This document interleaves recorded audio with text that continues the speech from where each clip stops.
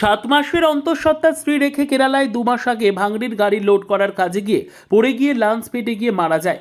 ডোমকলের রাজাপুর এলাকার এক পরিবারে নেমে এসেছিল অন্ধকার।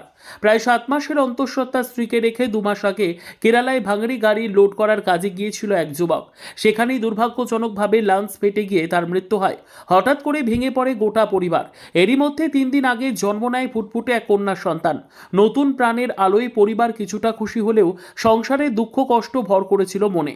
এই অসহায় পরিবারের পাশে দাঁড়ালো এক স্বেচ্ছাসেবী সংগঠনের পক্ষ থেকে জানানো হয়েছে, শিশুটি 2 বছর না হওয়া পর্যন্ত তার সমস্ত চিকিৎসা ও অন্যান্য খরচ তারা বহন করবে।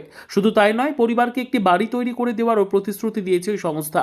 আজ ওই সংগঠনের পক্ষ থেকে একটি গাড়ি ফুলমালা দিয়ে সাজিয়ে ডোমকল হাসপাতাল থেকে নবজাতক ও তার মাকে বাড়ি নিয়ে যাওয়া হয়।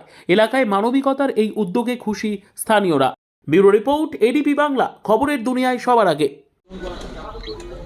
বিষয়টা হচ্ছে, আমার স্বামী মারা গেছে 2 মাস আগে কেরালায় কাজ করতে গিয়ে। আপনার স্বামী কোথায় মারা গিয়েছে? কেরালায়। কেরলে কি কাজ করতো ওখানে? ভাঙড়ির কোম্পানিতে কাজ করতো। এতে থেকে 2 বছরের নিয়েছে। 2 বছরের জন্য? হ্যাঁ।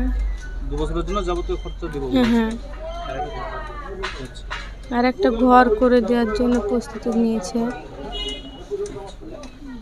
কোথায় বাড়ি এখানে? রাজাপুর।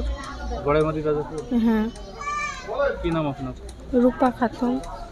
কিছুদিন আগে আমরা শুনতে পাই রাজাপুরের এক বোনের স্বামী কেরালায় গিয়ে মারা গেছে। তিনি অন্তঃসত্ত্বা ছিলেন 7 মাসের। সে অবস্থায় আমরা জানতে পারি এবং 3 দিন আগে কন্যা সন্তান জন্মগ্রহণ করে। সেই মতো আমরা আমাদের গ্লোরি ফাউন্ডেশনের কর্ণধর বিশিষ্ট সমাজসেবী রবিউল হক মহাশয়কে জানাই এবং তিনি সেই নবজাতক পিতৃহারা শিশুর জন্মের দিন থেকে 2 বছর পর্যন্ত সম্পূর্ণ দায়িত্ব গ্রহণ করলেন। মানে এই 2 বছরই না?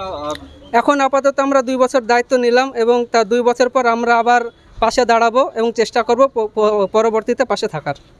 আপাতত 2 বছর আমরা পূর্ণাঙ্গ দায়িত্ব নিলাম। মানে চিকিৎসা থেকে শুরু করে A to Z সব কিছু, যত যা প্রয়োজন হবে সমস্ত কিছু আমরা তাকে দেব। কি নাম? আমার নাম নাহিদ হাসান।